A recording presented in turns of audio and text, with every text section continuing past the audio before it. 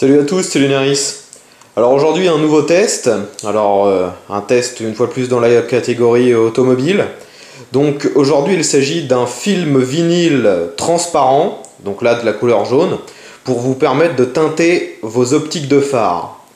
Alors c'est un film que j'ai commandé sur eBay en Chine et qui coûte vraiment pas cher.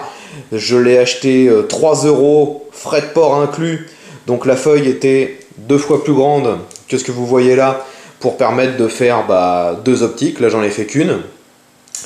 Et donc aujourd'hui le test de ce film bas de gamme acheté sur eBay parce que j'ai trouvé aucun test qui pouvait m'indiquer avant de l'acheter si c'était quand même un petit peu de la qualité ou pas.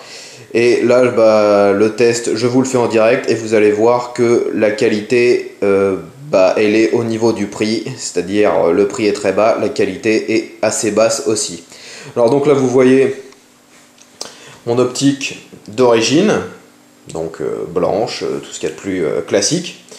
Et donc pour lui donner un look qui ressemble plus au véhicule utilisé dans les compétitions de GT2 ou GT3, donc avec les feux jaunes un petit peu fluo, j'ai décidé d'acheter ce vinyle.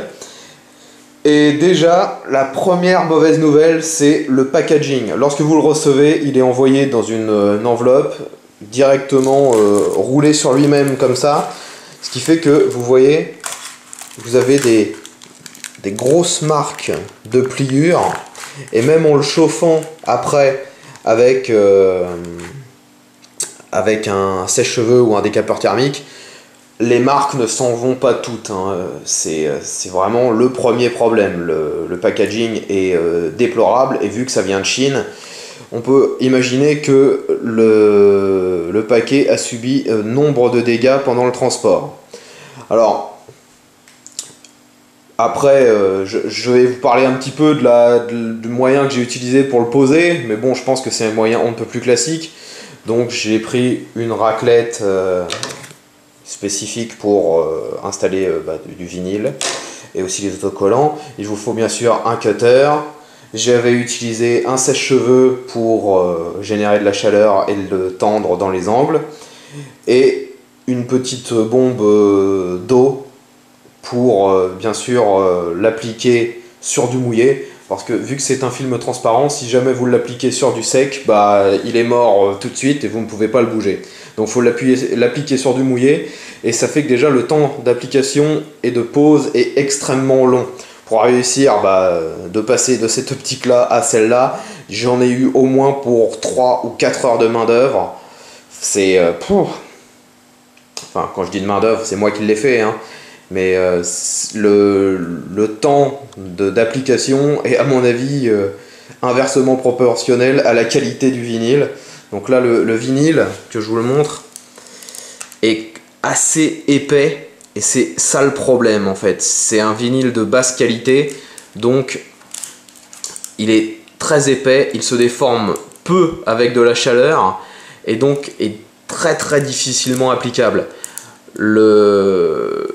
L'avantage qu'il soit épais, c'est que par contre il sera un peu plus résistant que les autres aux impacts de cailloux. Et donc je vous montre tout de suite le résultat et surtout les défauts.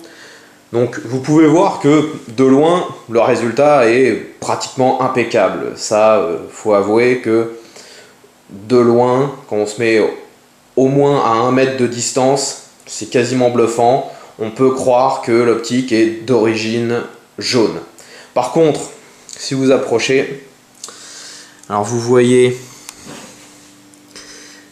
par exemple ici les petites imperfections. Alors celles-ci sont dues au pliage qui était directement fait dans l'enveloppe, comme je vous en parlais il y a quelques secondes. Vous avez après des micro-bulles, mais bon, ça, les micro-bulles, c'est plus dû à sa difficulté d'application qu'à vraiment la qualité du vinyle. Et là où c'est le plus flagrant, c'est sur les côtés. Alors vous voyez que ça colle pas parfaitement. J'ai réussi à faire que ça ne bouge plus avec les agrafes, mais vous avez quand même des grosses zones en dessous où c'est pas vraiment collé. Alors ça bougera pas, je pense pas que ça bougera dans le temps, mais ça fait de la finition vraiment bâclée. Et lorsque vous arrivez dans des angles, alors vous voyez un peu, là c'est l'arrière, hein, donc bien sûr sur votre voiture ça ne se verra pas, mais ça vous fait tout de suite des espèces de bosses, vous êtes obligé de les découper. Et le problème aussi vient de la qualité de la colle, parce que lorsque vous l'avez appliqué une première fois, le centre, vous n'aurez jamais de problème parce que vous ne le redécollerez pas pour bien l'appliquer. Mais sur les bordures, comme ici, vous êtes souvent amené à le chauffer, à le rebouger pour l'appliquer. On essaye de le mettre parfaitement. Là, on n'y arrive pas, mais on essaie de le mettre parfaitement, donc en le chauffant et en le réappliquant. Et en le chauffant, en fait, vous arrivez à l'appliquer un petit peu, mais dès qu'il refroidit, il reprend sa forme originelle et donc ça vous fait des creux, des bosses comme ça. Et la colle, au bout de une ou deux fois, colle quasiment plus, quoi. Si vous avez, là vous voyez, on voit des gros défauts qui seront cachés sur la voiture, hein. Encore heureux, hein, je me suis assez longtemps pris la tête pour que les défauts ne soient pas ou peu visibles, mais c'est vraiment très compliqué à installer. J'ai vu sur internet, hein, pour la différence de prix avec, je pense, du vinyle de qualité, je ne l'ai pas testé, mais sur des sites français, pour faire les deux optiques, il faut au minimum 30 € de vinyle. Là, comme je vous dis, hein, ça vient de Chine et je l'ai acheté 3 €, frais de port inclus, ça fait environ 1 € de vinyle. On peut bien imaginer que la différence de prix s'en ressent niveau qualité. Donc là, vous voyez, il y a encore quelques bosses, mais une fois de plus, ce sera dans des zones cachées sur la voiture. Donc voilà, c'était le test du vinyle transparent pour optique. Il faut savoir qu'ils le vendent aussi dans d'autres couleurs, hein. Ils le vendent en bleu, rouge, jaune, enfin à peu près toutes les couleurs que vous voulez. Ils l'ont aussi en foncé pour donner un look plus foncé à vos optiques, comme ça se fait beaucoup dans les clubs de tuning. C'est vraiment du bas de gamme, je dirais.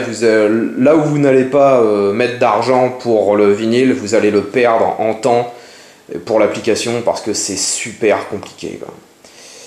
Donc voilà, c'était le test du vinyle chinois sur eBay, donc pas cher et ça vaut pas grand chose. J'espère que cette vidéo vous aura intéressé et je vous retrouve très bientôt pour un nouveau test sur ontestetout.com. A bientôt.